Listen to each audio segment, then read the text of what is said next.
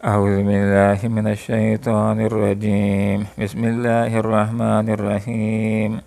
قالوا يا شعيب ما نفقه كثيرا مما تقول وإنا لنراك فينا ضعيفا ولولا رأتك لرجمناك وما أنت علينا بعزيز. قال يا قوم أرهطي أعز عليكم من الله واتخذتموه وراءكم ظهريا إن ربي بما تعملون محيط. صدق الله العظيم. سبحانك لا علم لنا إلا ما علمتنا إنك أنت العليم الحكيم. قالوا انہوں نے کہا یا شعیب اے شعیب ما نفقہ ہم نہیں سمجھتے کثیراً بہت ساری مما تقول تمہاری باتیں وَإِنَّ اور بے شک ہم لنراک تجھ کو دیکھتے ہیں فینا اپنے درمیان ضعیفہ کمزور ولولا رأتک اگر نہ ہوتی تمہاری برادری لرجمناک تو ہم رجم کر لیتے تجھ کو وما انت اور نہیں ہو تم علینا ہماری اوپر بعزیز کچھ غالب. قال فرمایا یا قوم اے میری قوم کے لوگوں ارآتی کیا ہے میرا خاندان میری برادری اعز و زیادہ طاقتور علیکم تمہاری اوپر من اللہ کے مقابلے میں وَاتَّخَذْتُمُوهُ اس لیے ڈال رکھا ہے تم نے اس کو وَرَاءَكُمْ ظِهْرِيًّا اپنے پسے پشت ان بے شک ربی میرا رب بما اس کو جو تعملون تم عمل کر رہے ہو محیط گھیرے ہوئے ہے. حضرت شعیب علیہ السلام دعوت کے میدان کے اندر ہیں، ایمان کی طرف بلا رہے ہیں، ایک اللہ کی بندگی کی دعوت دے رہے ہیں اور لوگوں کو قبر آخرت کی فکر کی دعوت دے رہے ہیں، جنت میں جانے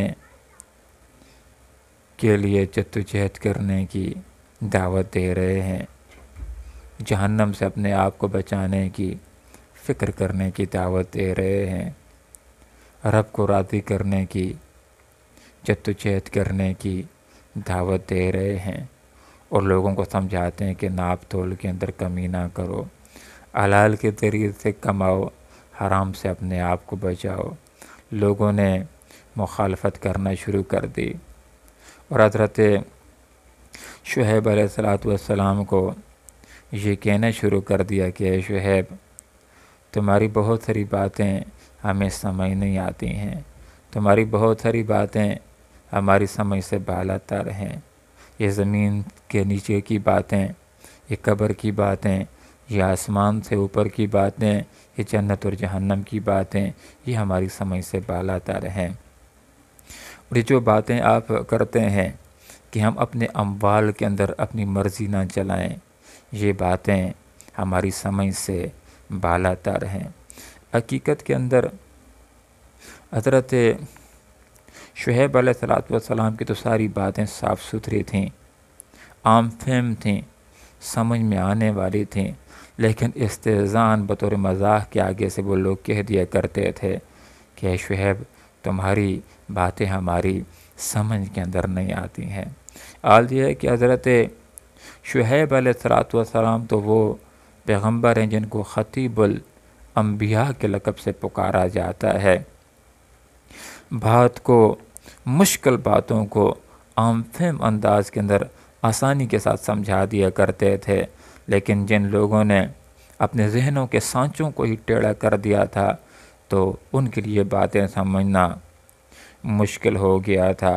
تو یہاں پر فرمایا یا شعیب اے شعیب ما نفقہ ہم نہیں سمجھتے کثیرا مما تقول تمہاری بہت ساری باتیں جو تم کہتے ہو. استہزاءً پیغمبر کو ایسا کہنا شروع کر دیا اور کہا کہ ہم تمہیں اپنے درمیان ضعیف محسوس کرتے ہیں، کمزور محسوس کرتے ہیں، اور اگر تمہاری برادری کا ہمیں پاس اور لحاظ نہ ہوتا تو ہم کبھی کا تم کو سنگسار کر لیتے. تمہیں ہمارے اوپر کوئی طاقت حاصل نہیں ہے، تمہیں ہمارے اوپر کوئی غلبہ حاصل نہیں ہے، تمہیں ہمارے اوپر کوئی زور حاصل نہیں ہے.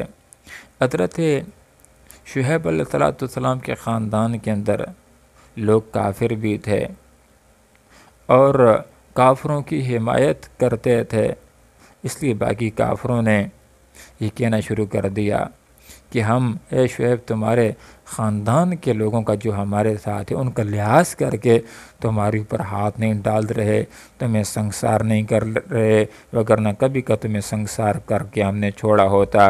تو حضرت شعیب علیہ السلام نے آگے سے کہا، یا قوم، اے میری قوم کے لوگوں، ارآتی، کیا میری برادری آج زیادہ طاقتور ہے تمہاری اوپر اللہ کے مقابلے میں؟ چاہیے تو یہ کہ تمہیں میری برادری سے نہ ڈرنا چاہیے، چاہیے تو یہ کہ تم اللہ رب العالمین سے ڈرو۔ میری برادری کی اتنی عزت تمہارے سامنے نہیں ہونی چاہیے جتنی عزت اللہ رب العالمین کی ہونی چاہیے۔ تمہیں اللہ تعالیٰ سے ڈرنا چاہیے۔ وَاتَّخَذْتُمُوهُ وَرَاءَكُمْ ظِهْرِيًّا، اور تم نے اللہ رب العالمین کو پس پش ڈال رکھا ہے۔ اللہ کا لحاظ کرنا چاہیے، اس سے ڈرنا چاہیے۔ ان ربی بما تعملون محیط، بے شک میرا پروردگار اس کو کہ جو کچھ تم کر رہے ہو اس کو گھیرے ہوئے ہے۔ جو آدمی جو غلط کر رہا ہے فوراً اللہ تعالیٰ اس کو اسی جگہ کے پر جام کر دے، تو ایسی اللہ تعالیٰ طاقت اور قدرت رکھتا ہے۔ لہذا اللہ کے مقابلے کے اندر بے باک نہ ہو جاؤ، نڈر نہ ہو جاؤ، تمہیں اللہ کا تقوی اختیار کرنا چاہیے، تمہیں ایمان کی طرف آنا چاہیے۔ بعینی اسی طرح کی صورتحال آپ صلی اللہ علیہ وسلم اور قوم کے درمیان بھی تھی۔ لوگ بھی بعض اوقات یہ کہہ دیا کرتے تھے کہ آپ صلی اللہ علیہ وسلم کے خاندان کی وجہ سے ہم آپ صلی اللہ علیہ وسلم کے اوپر ہاتھ نہیں ڈال رہے۔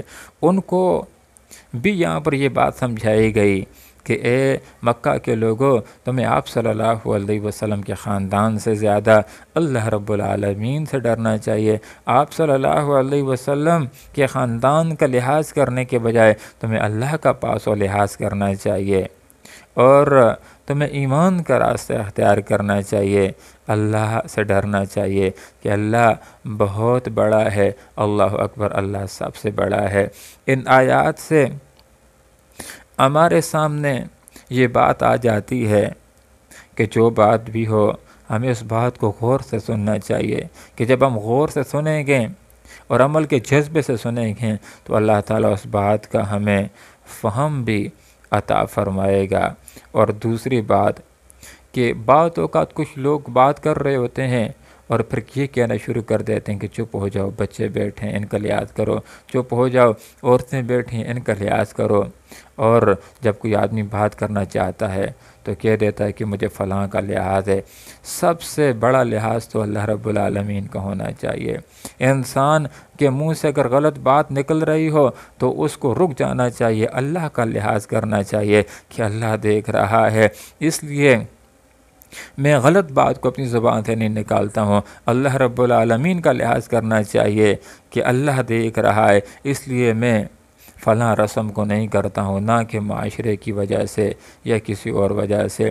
اللہ رب العالمین سے دعا کرتے ہیں کہ اللہ تعالیٰ میں دین کا صحیح فہم نصیب فرمائے اور پھر اخلاص کے ساتھ عمل کرنے کی توفیق عطا فرمائے۔ آمین۔ وآخر دعوانا ان الحمد للہ رب العالمین۔